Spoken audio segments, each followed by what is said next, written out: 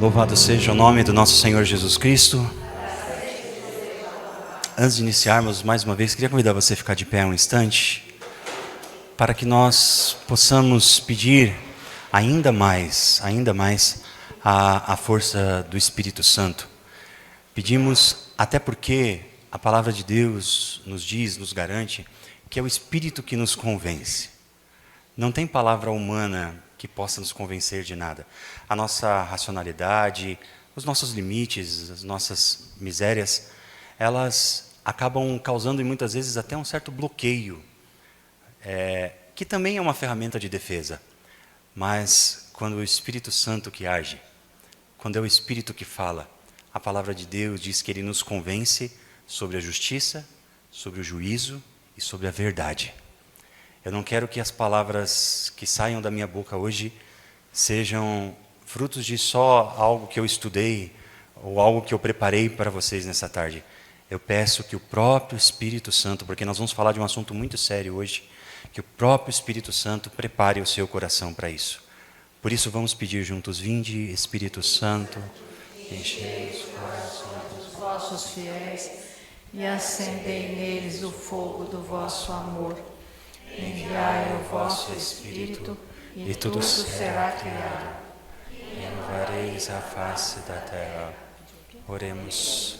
Ó Deus, que instruístes os corações dos vossos fiéis, com a luz do Espírito Santo, fazei que apreciemos retamente todas as coisas, segundo o mesmo Espírito, e gozemos sempre da sua consolação. Por Cristo, Senhor nosso. Amém. Senhor Deus Espírito Santo, eu te peço em nome de Jesus, que o Senhor derrame sobre nós a tua graça, o teu poder. Que o Senhor traga aos nossos corações humildade, sabedoria e discernimento. Que o Senhor, de uma forma muito amorosa, possa bater a porta dos nossos corações para que a verdade do teu Evangelho, para a verdade que é derramada sobre cada um de nós nessa tarde, possa trazer aos nossos corações certeza da tua presença. Por isso, eu quero tomar autoridade espiritual sobre este lugar e sobre a vida de cada um desses meus irmãos e minhas irmãs, que o Senhor confia ao meu ministério nessa tarde. Por isso, é debaixo dessa autoridade espiritual que eu comando que os santos anjos de Deus possam estar nesse lugar, nos protegendo. Eu comando sobre a vida de cada um desses meus irmãos e minhas irmãs a proteção de São Miguel Arcanjo, para que o inimigo não tire a nossa atenção e não nos roube toda a riqueza que o Senhor tem para nós nessa tarde. Eu peço, Senhor, na autoridade do santo nome de nosso Senhor Jesus Cristo, que o vosso sangue nos cubra, nos lave, nos proteja, e que todas as palavras ditas aqui sejam blindadas pelo teu Santo Espírito, a ponto que o inimigo não tenha nenhuma chance entre nós. Por isso eu peço que o Senhor nos abençoe, nos guarde, nos lave e derrame sobre nós, diante de toda a sede que nós temos de ti, nos encha do teu Espírito Santo, em nome do Pai, do Filho e do Espírito Santo. Amém. Oh, enche-me, Espírito. Oh, enche-me, Espírito. Oh, enche-me, Espírito de Deus. Oh, enche-me, Espírito. Oh, enche-me, Espírito. Oh, enche-me, Espírito de Deus. Se você quer ser cheio, peça, enche-me. Oh, enche-me, Espírito. Oh, enche-me, Espírito. Oh, enche-me, Espírito de Deus. Oh, enche-me, Espírito. Oh, enche-me, Espírito. Oh, enche-me, Espírito de Deus. E a Santa Mãe de Deus, nós nos consagramos. Ave Maria, cheia de graça, o Senhor é convosco. Bendita sois vós entre as mulheres, e bendito é o fruto do vosso ventre, Jesus. Santa Maria, Mãe de Deus, rogai por nós, pecadores, agora e na hora de nossa morte. Rogai por nós, Santa Mãe de Deus, para que sejamos dignos das promessas de Cristo. Amém. Podemos assentar. Nesta tarde, como eu disse, o nosso assunto é um assunto muito importante e um assunto que requer a nossa atenção, porque, infelizmente, por conta da nossa condição humana, nós vivemos uma coisa que é delicada, uma certa amnésia. O ser humano é um ser que esquece. Nós nos esquecemos. E é duro porque normalmente, eu não sei se você concorda comigo, normalmente nós só nos esquecemos do que é bom. O que é ruim, a gente tem uma memória fantástica, não é? Porque é aquela velha história. Se alguém, por exemplo, num café da manhã da sua casa, chega e diz para você assim, nossa, esse café está tão gostoso, obrigado por você ter feito. Você fala, milagre, mas tá bom, né? Que bom, né? Quando chega no final da tarde, você já não se lembra mais disso. Agora, se alguém chegar e falar, Jesus Cristo, que café mais fraco, chinfrim que você arrumou hoje, meu Deus. Depois de um mês, você está falando assim, nunca mais vou fazer café na minha vida, porque eu só faço café ruim. Infelizmente, por conta do nosso estado como ser humano, nós somos tentados a nos esquecer de tudo aquilo que é muito bom e nos lembrar daquilo que é ruim. E o nosso exercício como cristãos, a partir da nossa meditação da palavra de Deus, a partir da nossa experiência com Deus, precisa ser reforçar cada vez mais aquilo que é bom, para que nós possamos permanecer com aquilo que é bom e abrir mão daquilo que é mal. Até porque aquilo que é mal, aquilo que é sofrimento, aquilo que é dificuldade, luta, nós vamos ter para a vida toda. Não tem jeito. Não tem jeito. Diga comigo, eu sempre gosto de fazer isso, e eu quero que mais uma vez, eu não lembro se eu já fiz aqui, mas se já fiz, faço de novo. Diga comigo, eu tenho uma certeza, que qualquer sofrimento vai passar. Mas também tenho a certeza que algum outro vai vir. É ou não é verdade?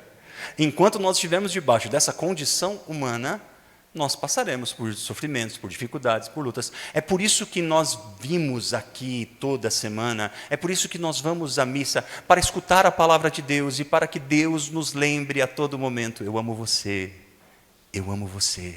eu estou do teu lado, não tenha medo, eu estou contigo.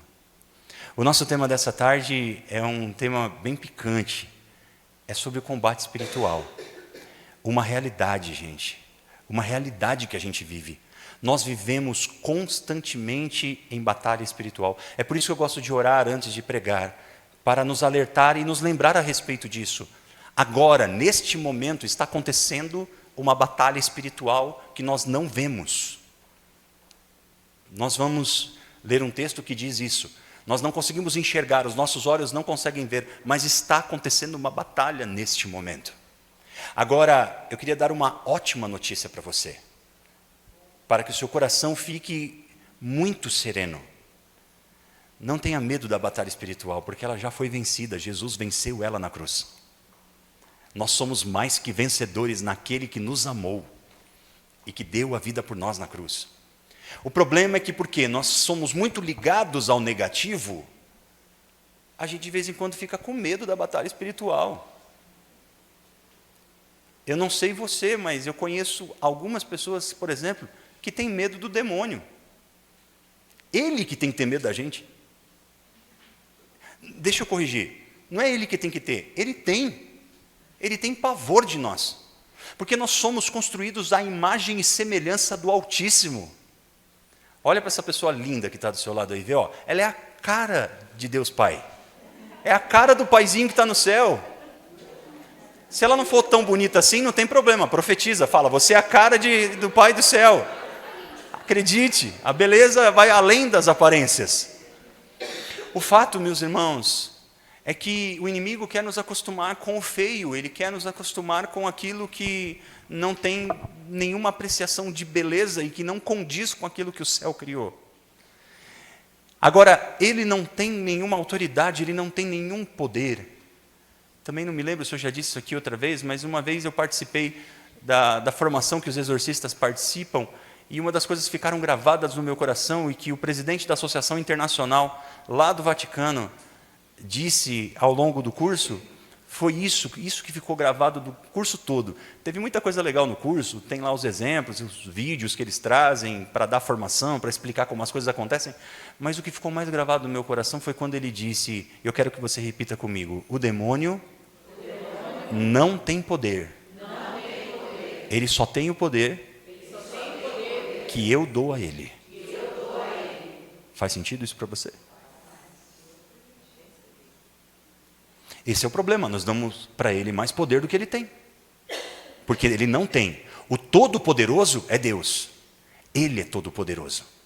Ele pode realizar maravilhas, milagres. Ele pode realizar tudo, o que ele quiser, no momento que quiser, quando ele quiser, na circunstância que quiser. O demônio não. Só que nós damos a ele, muitas vezes, a escuta, nós damos para ele o poder, nós damos para ele elementos. É por isso que quando eu oro, eu também peço que o sangue de Jesus possa blindar onde nós estamos.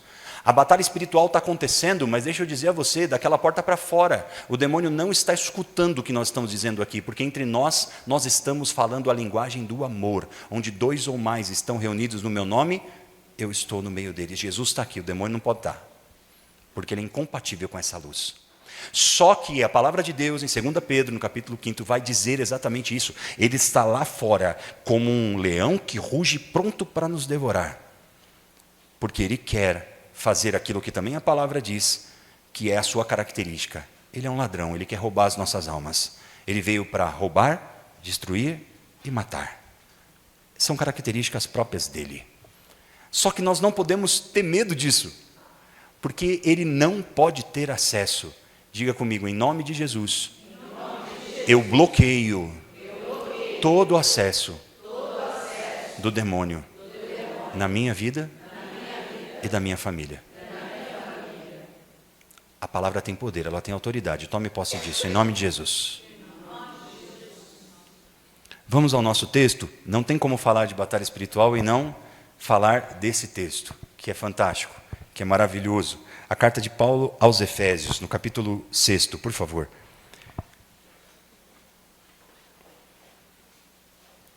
Efésios, capítulo 6, a partir do versículo 10.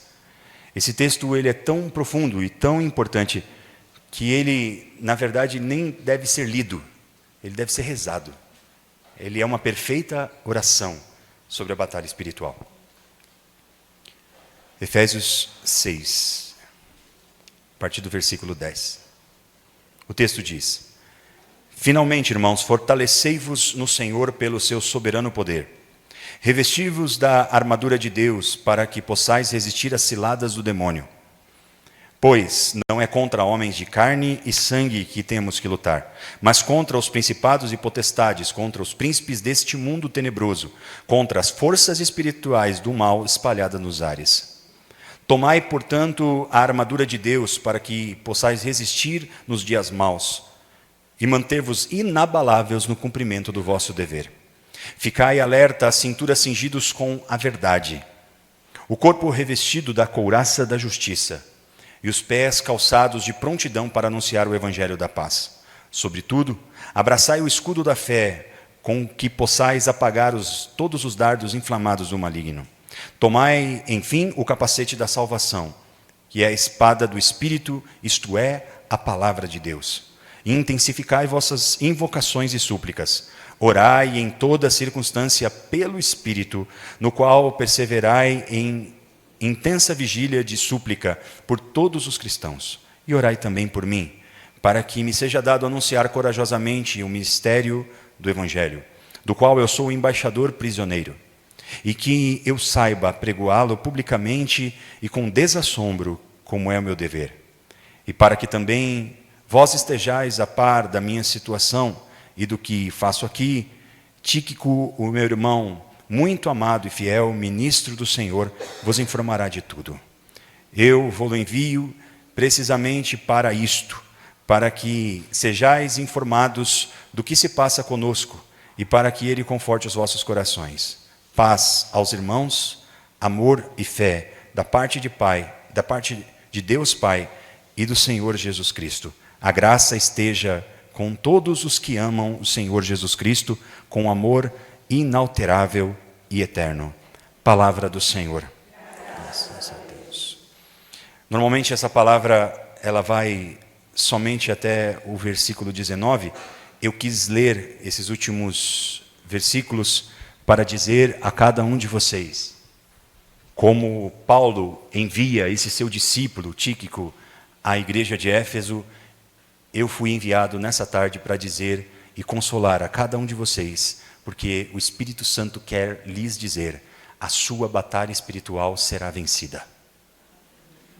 Deus tem vitória na sua batalha espiritual. Agora, vamos ao texto. Algo de muito importante que nós precisamos ter como princípio da batalha espiritual e que nós precisamos ficar muito atentos, porque é uma das distrações mais comuns que a gente vive, é o fato de que Paulo está dizendo aqui: a nossa batalha não é contra homens de carne. Aí você pode dizer para mim assim: diácono, é que você não conhece o meu vizinho.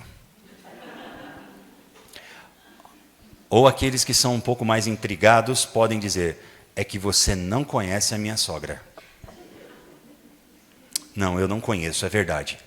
Mas eu continuo afirmando: não é seu vizinho, não é sua sogra. Esses não são os nossos inimigos. Irmãos, o Papa Francisco escreveu uma carta muito, muito importante, que eu recomendo que você leia. É um documento que não é comprido, chama Fratelli Tutti. Somos todos irmãos. O grande problema da humanidade de hoje é que nós esquecemos isso, que nós somos irmãos. Por que nós estamos vivendo, por que nós estamos vendo, por exemplo, o horror daquela guerra que está velada, porque ninguém falou mais disso, mas que está acontecendo e que está destruindo a vida de tanta gente entre a Rússia e a Ucrânia? Por que nós estamos recebendo notícias ainda de toda a guerra entre o Hamas, Israel? Por que nós estamos escutando tanto da guerra a respeito da facção criminosa X e facção criminosa Y, da polícia? Por que nós escutamos tudo? Porque, infelizmente, nós enxergamos o próximo como nosso inimigo. Agora, eu ampliei demais e agora eu quero reduzir demais. Quantos de nós não carregam a dor de sentir que o seu inimigo mora dentro da própria casa? Ou dentro, pelo menos, da família mais estreita? É muito fácil, meus irmãos, é muito fácil, e eu vou repetir pela terceira vez, é muito fácil colocar a responsabilidade no outro. Até porque eu queria te indagar e eu não quero que você me responda. Eu quero que você peça que o Espírito Santo te revele isso, para que você talvez não consiga dormir com esse barulho.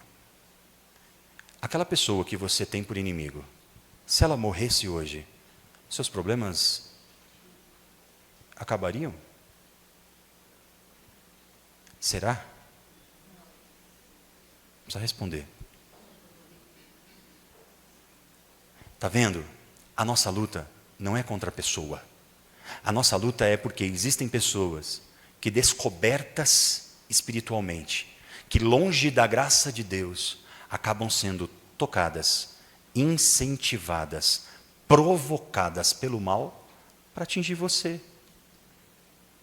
Agora, olha que vacilo que a gente dá no combate espiritual. A gente fala: não, eu estou blindado, eu estou indo num grupo de oração toda quinta-feira, eu estou indo à missa, eu estou rezando o Santo Rosário, eu estou blindado.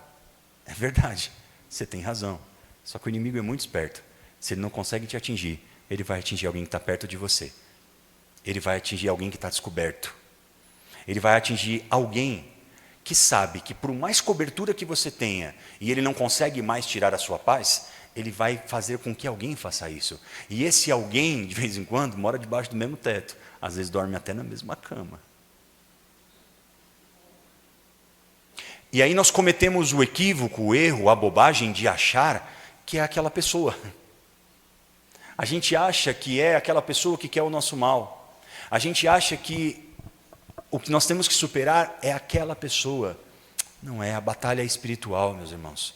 E aí o texto vai nos iluminando mais ainda, mostrando quais são as ferramentas que nós temos. E a primeira ferramenta que ele diz é a verdade. É a necessidade de estar na verdade.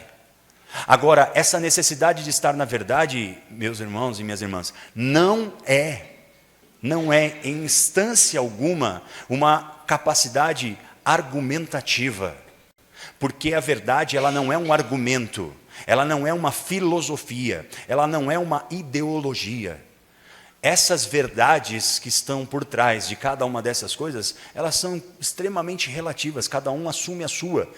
E esvazia completamente o sentido do que é uma palavra chamada verdade. Vocês devem ter acompanhado há pouco tempo atrás que o Frei Gilson foi perseguido um monte só porque na Canção Nova ele estava dizendo que uma caixa era preta. Mas a caixa era preta. Mas tem quem queira dizer que ele pode achar que aquela caixa é branca, mesmo ela sendo preta. E o Frei Gilson falou isso na Canção Nova e causou um escândalo no mundo. Começaram a perseguir o coitadinho do Frei, que só faz o bem para todo mundo, porque a caixa era preta. Meu Deus! Quando nós pensamos na verdade como uma ideia, como uma ideologia, é isso. Você entra num relativismo que faz com que você negue a própria verdade, a própria coerência das coisas. Ok? Agora, a verdade, diga comigo, a verdade não é um argumento. A verdade é uma pessoa. E se chama Jesus Cristo. Ele disse, eu sou o caminho, a verdade. Só que Jesus não é a verdade com V maiúsculo. Desculpa, com V minúsculo. Ele é uma verdade com V maiúsculo. Ele é toda a verdade. Então, quando a palavra de Paulo está dizendo é necessário estar cingido da verdade, é como se eu e você estivéssemos aqui, amarrados com Jesus. Você precisa caminhar com Jesus. Você precisa estar com Jesus a todo momento. Porque não existe possibilidade, ainda que uma pessoa esteja totalmente atormentada pelo mal, querendo tirar a tua paz, querendo tirar a tua alegria, querendo tirar a tua esperança, se você está com Jesus do teu lado, não tem jeito, você vai ser um instrumento de exorcismo na vida dessa pessoa. Porque Jesus está com você. Você está na verdade. E se depois te caluniarem, te perseguirem, te maltratarem, alegra-te, porque você está no rol dos bem-aventurados que o Evangelho garante. Amém? Depois ele vai falar de justiça. Quando a gente fala de justiça, a gente fica muito contente. Agora, desculpa se eu vou tirar um pouco o chão de alguém aqui. Porque nós precisamos tomar muito cuidado. Porque o critério de justiça do homem é muito diferente do critério de Deus. Vou fazer mais uma pergunta para talvez tirar um pouquinho do seu sono dessa noite. Se Deus agisse com você, com o critério de justiça que você tem, o que aconteceria com você?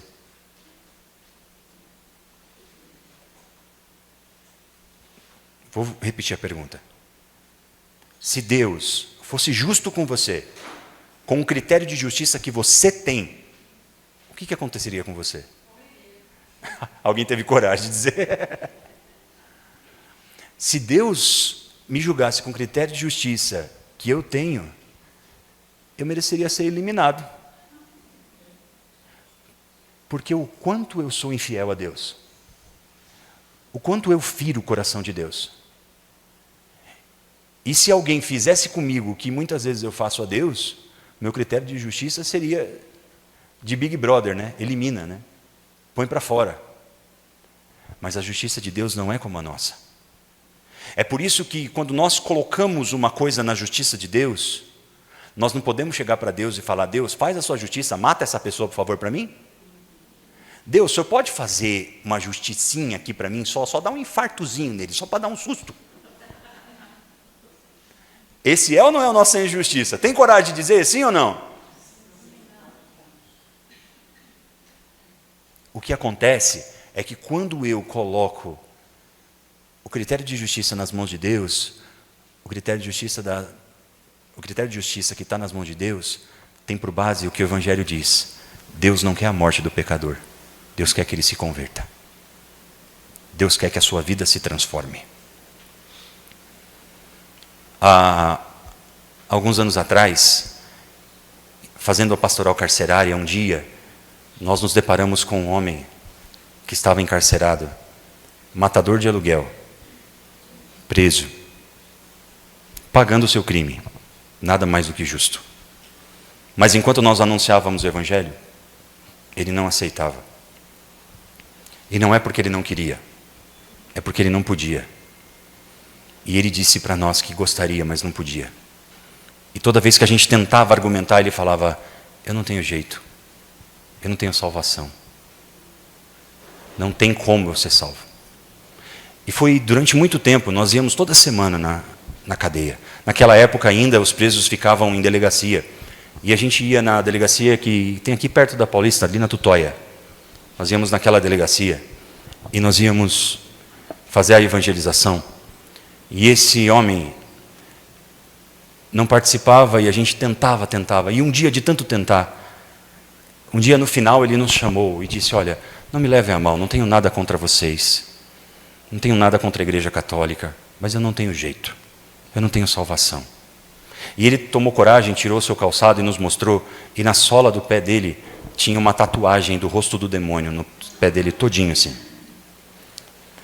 E ele disse que fez aquela tatuagem ao mesmo tempo que fez um pacto de sangue com Satanás, entregando a sua própria alma para Satanás, para que Satanás fechasse o corpo dele, para que ele pudesse fazer o trabalho dele como matador de aluguel. Ele tirou a sua camisa, ele tinha cicatrizes no corpo inteiro, de facadas, tiros, que ele tomou e que não morreu por conta desse pacto. Graças a Deus. Naquela ocasião, meu irmão de comunidade, o Paulão, que é o compositor daquela música, o pão da vida és tu, Jesus, o pão do céu, né? Da outra música também, todo mundo conhece, Senhor, eu sei que tu me sondas. Ele é o compositor. E a gente fazia a pastoral carcerária junto. E naquele dia, quando aquele homem disse isso, o Paulão disse para ele: não importa quanto sangue você derramou para vender sua alma para o inimigo. Importa que Jesus derramou todo o sangue dele para a salvação da sua alma. E se você aceitar Jesus, o sangue do Senhor vai cobrir a multidão dos teus pecados. E o Senhor vai reverter essa consagração que você fez. Na semana seguinte, quando nós voltamos para a cadeia, nós não podemos entrar, tinha acontecido uma rebelião. E depois dali, a pastoral foi suspensa. E alguns dias depois, foi determinada exatamente esse período que aconteceu a troca, em que os presos saíram das penitenciárias, das delegacias, e foram para as penitenciárias e o centro de detenção provisória. E nós não pudemos mais fazer a visita lá. Mas nós recebemos uma ligação da delegacia porque tinha lá uma encomenda para nós. E nós fomos até a delegacia e pegamos, era uma carta desse homem. E ele escrevia na carta, eu vou sintetizar aqui. Ele escrevia na carta dizendo: saiu a minha sentença e eu fui condenado a mais de 150 anos de cadeia. Como no Brasil só se cumpre 30 anos no máximo, ele disse: eu já tenho quase 60 anos e certamente eu não vou sair da cadeia vivo. Sejam pelos inimigos que podem me matar a qualquer momento, seja porque eu não vou ter saúde de aguentar todo esse tempo aqui dentro. Mas eu queria dizer a vocês uma coisa: apesar de eu passar o resto dos meus dias atrás das grades, eu quero que vocês saibam que o meu coração agora é verdadeiramente livre, porque eu aceitei o Jesus que vocês me anunciaram. E ele disse também na carta: irmãos, por favor, não parem de evangelizar. Como eu gostaria de ter conhecido esse Jesus que vocês me anunciaram, antes de cometer todos os erros que eu cometi na minha vida. Eu tinha muito preconceito, sabe, meus irmãos, sobre pessoas que que cometeram crimes. Tinha muito preconceito. Isso foi alimentado na minha vida, inclusive na minha infância, pela minha família. Tinha muito preconceito. Mas nesse dia, entendam bem o que eu vou dizer. Eu não estou inocentando ninguém que comete um crime. Mas nesse dia, no meu coração pesou a consciência de que eu tenho um compromisso de anunciar o Evangelho, a ponto de que esse anúncio do Evangelho toque corações, que mude corações endurecidos, que lá na frente poderiam até cometer crimes contra mim mesmo. É um comprometimento nosso, que nós possamos ser um sinal e um canal da graça de Deus, para poder, de alguma forma, transformar a vida de pessoas, que serão também agentes de transformação na vida de muita gente. Por isso que a nossa justiça não pode julgar, condenar, achar que nós sabemos o que é o melhor. Isso não cabe a nós. Deus é o justo juiz. E aqui o texto fala, e aqui eu vou me encaminhando para o fim, sobre o capacete da salvação. Para que serve um capacete, gente? Para proteger o nosso membro mais sensível. Para proteger, até porque, ontem, por exemplo, nós estávamos rezando pelo parente de uma pessoa da comunidade muito querida, né? E ontem, infelizmente, nós recebemos a notícia que teve morte cerebral. Parou aqui? Parou. O que significa estar e ter o capacete da salvação? É nós tomarmos posse daquilo que tem de proteção, de maior proteção sobre a nossa vida. Porque o Evangelho diz, não tema aquele que pode destruir o corpo. A nossa briga não é contra homens de carne. A nossa briga não é contra situações ligadas a esse mundo. Meus irmãos e minhas irmãs, nós precisamos despertar e compreender que nós estamos aqui de passagem. Eu também costumo dizer muito isso, porque eu não canso de anunciar, porque eu creio nessa verdade. Entenda uma coisa, Deus quer nos escutar e tem para nós muitas graças, muitas. Quem aqui é pai, mãe, quem aqui tem filhos? Levante a mão. Praticamente todo mundo, não é? Eu queria perguntar uma coisa a você, e me diga com muita sinceridade. Tem alguma coisa na face da terra que te faça mais feliz do que ver seu filho feliz? Não existe, não é? Gente, a gente pode estar passando um perrengue na vida. Se os nossos filhos estão bem, a gente respira aliviado. Aquilo que vem para cima da gente, a gente vai levando no peito e vai em frente, né? Eu contei isso na missa ontem, que eu estava lá na nossa casa, da minha experiência, da experiência da morte da minha mãe. Foi muito interessante, porque a minha mãe estava na UTI, desenganada pelos médicos. E resumindo a situação, um dia eu cheguei na UTI, ela estava estubada, com uma máscara de oxigênio, e a médica tinha dito para mim que não tinha mais esperança. Eu tomei um susto, falei, uai, que... Aí a médica veio e falou, olha, ela teve uma melhora repentina, ontem ela acordou, fez força, a gente estubou, ela respirou, está aí, ó. Aí eu me vesti rápido, entrei na UTI, e cheguei do lado dela, e ela me viu, aí eu já vi um negocinho lá do coração batendo mais forte, e eu falei para ela, calma, veinha, calma, fica calma, eu estou aqui, está tudo bem. A Carla está bem, a Carla é minha irmã. A Carla está bem, está todo mundo bem. A senhora está sendo muito bem cuidada. A senhora está muito bem assistida. Vai ficar tudo bem, a senhora vai sair daqui. E, de fato, ela saiu depois da UTI. Ela foi falecer mais para frente. Mas, enquanto eu falava isso com ela, sabe o que ela fez? Ela tirou a máscara de oxigênio. E sabe qual foi a primeira coisa que ela me disse? Filho, você já almoçou? Eu falei, mãe, olha o tamanhão, né, do bebezão, que ela estava preocupada, muito mal alimentado, né? Vocês estão vendo o tamanho, né? Desnutrido, tadinho. Falei, mãe, não se preocupa, mamãe. Eu como depois, eu como amanhã, estou tão feliz, a senhora está bem. Mas aquilo para mim foi um sinal de Deus tão forte, porque é assim que Deus nos ama, você está entendendo? É assim que Deus nos ama. Ele se esquece de si mesmo e se preocupa com você. E por isso, para Ele, não é nenhum sacrifício te dar a bênção que você quer, te dar a cura da sua saúde, de algum problema que você está enfrentando. Isso não é problema para Deus, isso é muito fácil para Ele. A grande questão não é essa. Repita comigo: todo milagre é provisório. Entende? É provisório. Jesus ressuscitou Lázaro? Sim ou não? Sim. Ressuscitou? Sim. Ótimo. Ressuscitar um homem é algo fácil? Não. Ressuscitar um homem é possível para um ser humano? Não. Só é possível a Deus. Ótimo. Jesus ressuscitou Lázaro? Sim. E vocês viram Lázaro na missa do domingo aqui na Nossa Senhora do Brasil? Ele veio missa domingo? Estava aqui na missa domingo? O que aconteceu com Lázaro? Ele morreu de novo, não foi? O filho da viúva de Naim morreu de novo. O cego que voltou a enxergar morreu também. Me faça um favor, olha para quem está do lado e fala: você vai morrer. Você vai morrer, né? É muito fácil falar que o outro vai morrer, né? Agora olha para o outro e fala: eu vou morrer. Eu vou morrer. Tomara que não hoje, né, gente? Em nome de Jesus. Deus nos livre e guarde. Mas olha, não vão tapar o sol com a peneira, não. Pode ser hoje. Pode ser hoje, pode ser a qualquer momento. A palavra de Deus diz: quem de vós pode dizer e acrescentar à vossa vida sequer um dia? A palavra de Deus diz: tolo.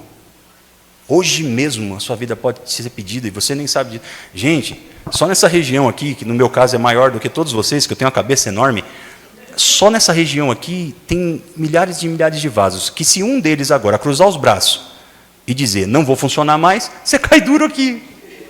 Eu caio duro aqui. Vocês estão entendendo quanto é frágil a nossa condição humana? O quanto isso é frágil? E a grande questão é: nós estamos buscando a cura que Jesus pode nos dar, a libertação que Ele pode nos dar. Nós queremos vencer a batalha espiritual que o Senhor permite na nossa vida para a nossa salvação. Para quê?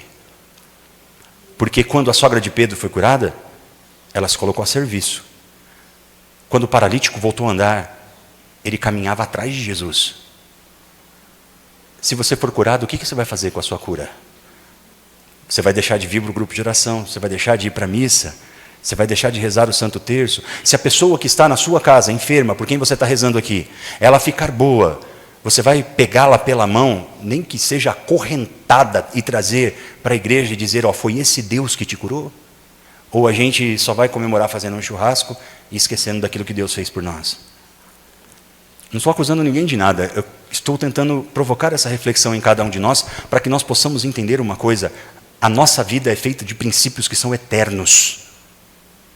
Nós precisamos estar ligados à eternidade, e não a essa realidade temporal que passa. Essa realidade que passa, nós precisamos tratá-la como sagrada, como é, pela vida que Deus nos deu. Então, cuidar do nosso corpo, da nossa mente, cuidar da nossa espiritualidade, cuidar de tudo que está dentro dessa realidade, mas sem nunca tirar os olhos da eternidade. Eu, nessa semana, estou lançando um livro que Deus me deu a alegria de conceber, chamado Obras de Misericórdia. Traz um para mim aqui, por favor, Isa. Eu estou lançando esse livro e eu relutei bastante para escrever esse livro. A minha chefe ali, a Maristela, a dona da Ângelos, ela é testemunha disso, até porque toda vez que ela me encontrava, ela falava: e seu livro? Cadê o livro? Eu relutei bastante para escrever esse livro, porque eu não tenho pretensões. Não me entendam mal, mas eu não sou um escritor. Você não vai ver no meu currículo lá, escritor, só porque eu escrevi esse livro. Eu não sou um escritor. Tem pessoas que têm o dom para isso. Eu não sou um escritor. Eu relutei, mas depois eu não pude relutar mais por conta da experiência. E você vai perceber que ele está um pouquinho mais grosso. Eu tinha o plano de que esse livro não passasse de 50 páginas, porque na verdade o que aconteceu foi, algum tempo atrás eu gravei uns vídeos sobre as obras de misericórdia, corporais e espirituais. E algumas pessoas gostaram muito disso, e alguns irmãos meus de comunidade, principalmente superiores da comunidade, disseram: por que você não escreve o que você deu de formação? Porque ficou muito bom, isso vai ajudar muita gente. Eu falei: tá bom, um dia eu faço isso. E cometi a bobagem de falar isso para a Maristela um dia. E depois desse dia eu não tive mais um segundo de paz na minha vida. Porque de vez em quando ela me mandava só um WhatsApp assim: oi, você está bem? Tô. Antes de eu responder tô, ela falava: cadê seu livro? E quando eu comecei a escrever esse livro, meus irmãos, quando eu comecei a fazer a reflexão sobre as obras de misericórdia, foi algo muito interessante e muito importante, porque eu fiz ele num espírito de oração muito grande. E quando eu comecei a escrever, num determinado momento, Deus começou a mexer no meu coração, porque eu pensei: mas Deus, será que eu vivo? Será que eu vivo tudo que eu estou escrevendo? Porque isso é muito sério. Até porque, meus irmãos, minhas irmãs, e aqui vai um critério que pode ajudar você no discernimento de algumas coisas. Quando você escutar alguma coisa, quando você escutar alguém, peça que o dom do discernimento ligado à sua intuição possa te ajudar a discernir o que vem de Deus, o que não vem de Deus, o que é verdade e o que não é. Deus mora no profundo da nossa consciência e nos alerta. E eu pensei: eu corro o risco de escrever um livro estéril, porque eu não sei se eu vivo tudo o que eu estou propondo. E quando eu pensei nisso, eu me lembrei de uma coisa. Eu sou membro de uma comunidade.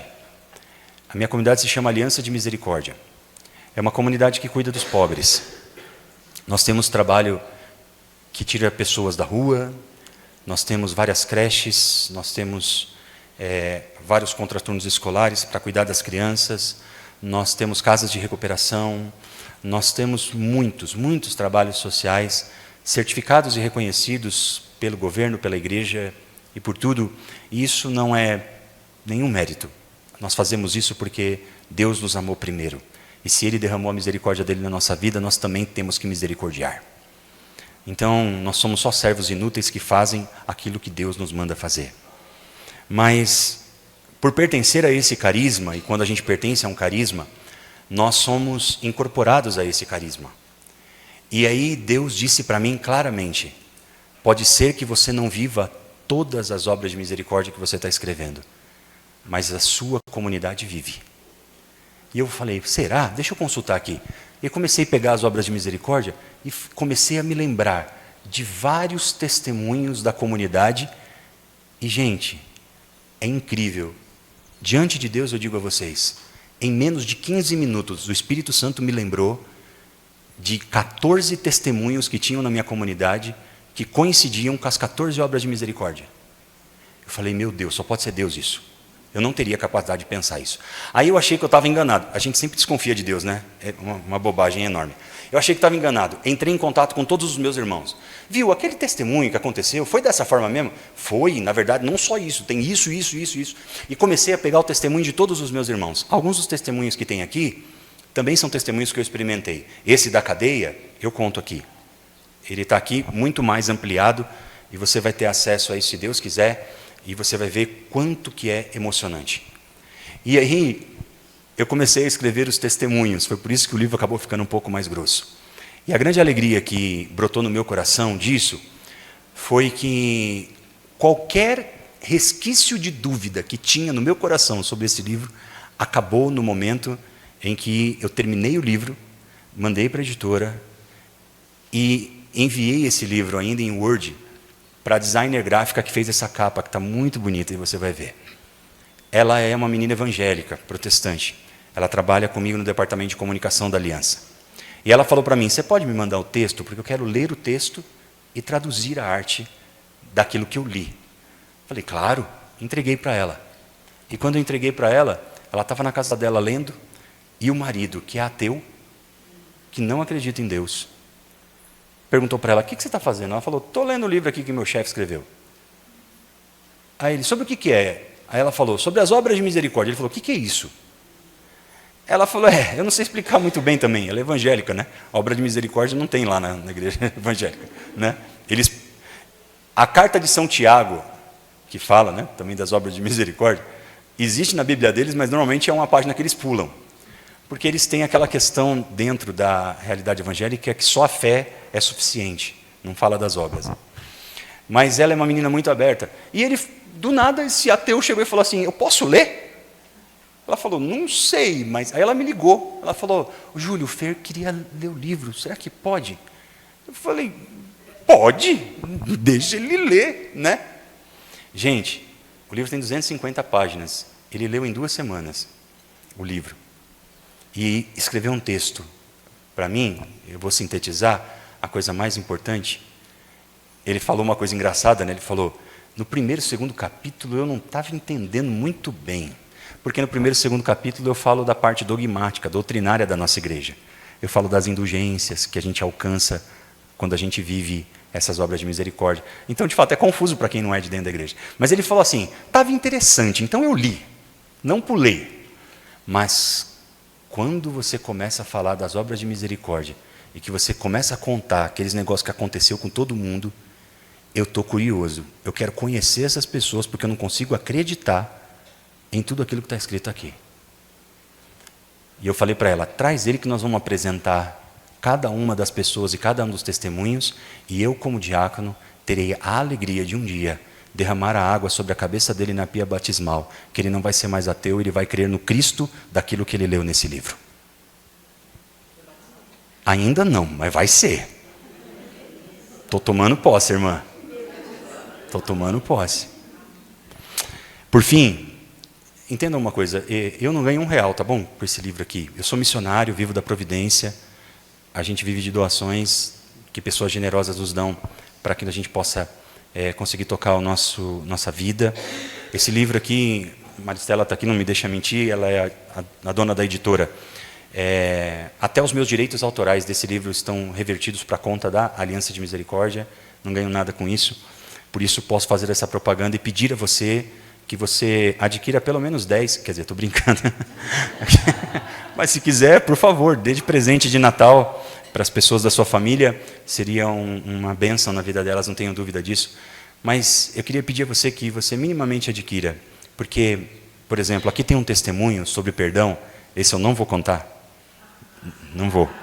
Não conto. Não conto. Eu só vou, tá bom, vou dar um spoiler bem leve. O testemunho de perdão que tem aqui é sobre uma coisa fortíssima, muito forte. É uma experiência que as minhas 2 irmãs, uma da Polônia e outra da Bélgica, viveram, porque um padre da Ruanda convidou elas para ir até a Ruanda, na paróquia dele, que é o padre da paróquia daquele lugar da Ruanda, onde aconteceu aquele terrível genocídio em 1994. Onde 2 tribos lá da Ruanda se colocaram em oposição e cometeram um genocídio horroroso. Horroroso. O testemunho de perdão que está nesse livro é a reconciliação dessas 2 tribos, que aconteceu através de 2 pessoas, que quando você lê aquilo que está escrito aqui sobre o perdão, se você tem problema de perdoar alguém, e lendo isso, não tiver coragem de perdoar, eu devolvo o dinheiro do livro para você. Não tenho medo.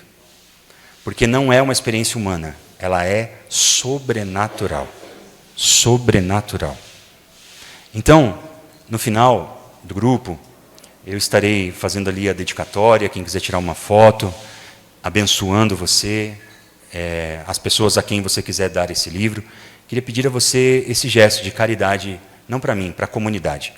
A nossa comunidade precisa muito de ajuda financeira, nós temos muitas obras sociais, a gente atinge e atende muita gente.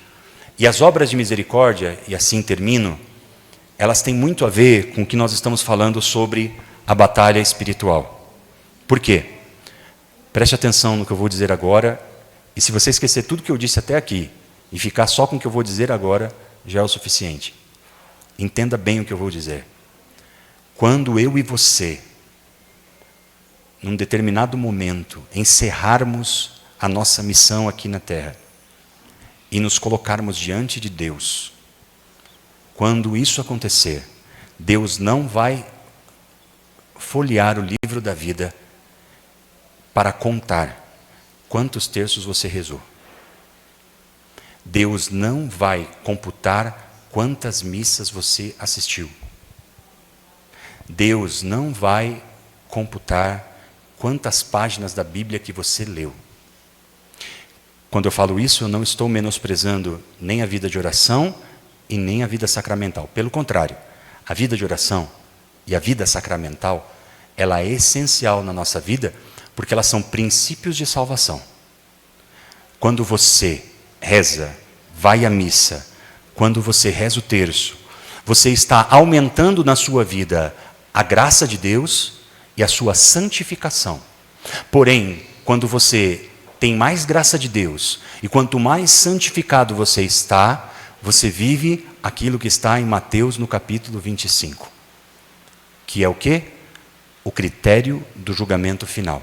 A palavra diz, quando você estiver diante de Deus, o Senhor vai dizer a você: vinde, bendito do meu Pai, para o reino que desde toda a eternidade te foi preparado, para um trono glorioso, reservado para você antes da fundação do mundo. E você vai falar: meu Deus, não é possível que Deus está falando comigo? Será que Deus está falando comigo mesmo? Será que é para mim? Acabando a bateria, acho, do microfone. Mas, para você entender melhor, Deus vai se justificar. Não precisava, mas Ele vai se justificar. E Ele vai dizer: sabe por quê? Porque eu tive fome e me deste de comer. Eu tive sede e me deste de beber. Eu estava nu e você me vestiu. Eu estava doente e você foi me visitar. Eu estava preso e você veio a mim. Eu era peregrino e você me acolheu. E você vai falar: mas quando isso aconteceu? E Deus vai dizer: todas as vezes que você fez isso por um daqueles mais pequeninos, era a mim mesmo que você estava fazendo. Por isso, a vida de oração, a Santa Missa, tudo que nós fazemos para a nossa santificação e aumento da graça é extremamente necessário, mas é princípio de salvação. O critério de salvação é amar a Deus sobre todas as coisas e o próximo como a nós mesmos. Por isso, na batalha espiritual, não encare ninguém como inimigo. Não encare ninguém da sua família como inimigo. Não encare ninguém que trabalha com você, que queira puxar o seu tapete como inimigo. Não encare como inimigo aquele morador de rua que bate no vidro do seu carro. Não encare. Eu sei, nós estamos num momento difícil de sociedade, violento. É difícil às vezes saber quem vai nos assaltar ou não vai. Mas não encare como um inimigo. Somos todos irmãos. E de vez em quando, é importante se lembrar de uma coisa. Cada um de nós tem um chamado. Quer ver só? Tem alguém aqui no meio de nós que é médico? Tem? A senhora é médica? Tem mais alguém? Gente, eu não seria médico nunca na minha vida. Nunca. Nunca. Meu Deus do céu, você estuda a vida toda e depois tem que ter mais outra vida, se existisse, para poder estudar. Entende? Não para de estudar. Para se tornar médico, coitado, tem que ter pelo menos 15 anos. Depois de 15 anos que você está estudando, ainda tem que fazer residência, ainda tem que... Isso é um chamado de Deus, como a sua profissão, como cada um de nós. Eu nunca seria médico, mas eu preciso da médica. E naquilo que ela tem de dom, ela oferece isso e ela abençoa a vida de muita gente. Eu tenho uma irmã minha de comunidade médica, por exemplo, que salvou minha vida. Literalmente, ela salvou a minha vida. Eu tive uma meningite mal diagnosticada. Eu estava na beira da morte. E essa minha irmã de comunidade, que é anestesista, fez a minha esposa me levar para o hospital onde ela estava atendendo, me colocou imediatamente, entrei pela emergência, entrei no CTI, ela puncionou a minha coluna. Quando ela tirou o líquor da minha coluna, ela falou: é meningite, pode isolar. Se não fosse ela, eu estaria morto, eu não estaria aqui. Ela salvou a minha vida, mas eu nunca seria médico. Mas a graça da vida dela, que também durante o Covid, por exemplo, salvou tantas pessoas, como médica. A graça da vida dela é uma graça muito grande. Talvez você não tenha o chamado, por exemplo, que nem nós doidos da Aliança de Misericórdia, que vai dormir na rua com os moradores de rua. Talvez você não tenha o chamado para isso. Não é uma questão de coragem, Não é uma questão de preconceito, não é uma questão de nada. É uma questão de chamado. Algumas pessoas conseguem. Talvez alguém de vocês não consegue ir dentro de uma cadeia comigo. Mas é uma questão de chamado, não é preconceito, não é nada, é uma questão de chamado. Mas aquilo que você não consegue fazer, tem missionários, tem homens e mulheres de Deus que fazem, que conseguem fazer. E quando você participa disso, quando você ajuda uma realidade como essa, de verdade, você passa a fazer parte dessa mesma graça. E não é porque você não foi na cadeia que você não vai escutar isso de Jesus. Mas de repente, o dinheiro da gasolina que você ajuda a colocar no carro para que a gente possa ir na cadeia, vai dar a graça de quando você chegar lá no céu, ser recebido de repente por uma pessoa que você nunca viu na vida, que vai te abraçar e vai te dizer: que bom que você ajudou na gasolina aquele dia, os missionários foram na cadeia e tiraram a minha alma do inferno, e agora eu estou aqui no céu, e você é uma das responsáveis. Isso é princípio de salvação, meus irmãos, minhas irmãs. É princípio de salvação. É por isso que eu apresento a vocês o livro Obras de Misericórdia. Viva uma experiência com Cristo no irmão. Porque nós somos todos irmãos. Queria pedir que vocês, mais do que tudo, rezassem por mim, pela Aliança de Misericórdia, pelos trabalhos que nós realizamos. Quem quiser conhecer um pouco mais sobre a Aliança de Misericórdia, também pode me procurar ali no final. E a gente pode passar os contatos e tudo mais. Porque o nosso desejo é unir os corações, e esse é o carisma da aliança, fazer uma ponte entre pobres e ricos, entre periferia e centro, entre, acima de tudo, essa linda e infinita misericórdia de Deus e a nossa miséria humana, que alcançada pela misericórdia, faz com que a gente também seja sinal da misericórdia. Eu desejo, do fundo do meu coração, da minha alma, que cada um de vocês seja um sinal da misericórdia nesse mundo, para que um dia no céu a gente possa estar junto, dando risada de toda a bobagem que a gente fez aqui nessa terra, mas dar graças a Deus, porque a misericórdia de Deus nos alcançou. Me permita só de orar por vocês e de pedir que o combate e que a luta espiritual não possa cansar você, mas que a força do Espírito Santo possa trazer a você o revigoramento necessário para que você possa combater o bom combate, guardar a fé, concluir a sua caminhada e alcançar a coroa da vitória que está reservada para todos aqueles que permanecem em Deus. É por isso, Pai de misericórdia, que em nome do Teu Filho Jesus Cristo, eu peço que o Senhor derrame a força e a bênção da graça do céu sobre a vida de cada um desses meus irmãos, dessas minhas irmãs. Eu peço que o Senhor aumente no coração de cada um deles a fé, a esperança, a caridade. E porque o Senhor é um Deus bom, porque o Senhor é um Pai maravilhoso que não nos abandona em momento algum, o Senhor sabe das nossas necessidades humanas. Por isso eu quero colocar diante desses meus irmãos e minhas irmãs que com tanta humildade recebem a minha oração, eu quero pedir que todos os pedidos do coração de cada um deles agora sejam colocados no Teu sagrado coração, Jesus. E que todos esses pedidos que forem para o bem e a salvação da alma deles sejam concedidos, e que essas graças, esses milagres, esses prodígios possam acontecer e tornar com que o coração deles, com mais fé e cada vez mais fé, eles possam Te amar mais, Te seguir mais e ser um sinal da Tua misericórdia na vida deles. Por isso eu peço que o Senhor derrame a Sua graça de toda cura, de toda libertação sobre a vida deles pela força do Teu Espírito e pela intercessão da bem-aventurada Virgem Maria. E também dessa forma, estenda suas mãos aqui para frente e vamos orar juntos, porque quando a comunidade ora junto, o coração do Senhor escuta. Nós assim também Te apresentamos, Senhor, cada um desses pedidos. Aqui, Senhor, está a vida, o coração, as lágrimas, as dores, os sofrimentos. Aqui estão, Senhor, os desejos mais profundos e anseios do coração desses Teus filhos. Eu peço que o Senhor possa olhar cada um desses pedidos com todo o Teu amor, com todo o Teu carinho. E também, Senhor, cada um deles que forem segundo a Tua divina vontade, possam ser escutados assim E dessa forma também, Senhor, que forem para o bem da alma desses servos, o Senhor possa conceder para aumento e santificação da vida de cada um deles. Em nome do Pai, e do Filho, e do Espírito Santo. Amém. Vamos agradecer a Jesus e dar uma salva de palmas a Ele. Eu e minha casa servirei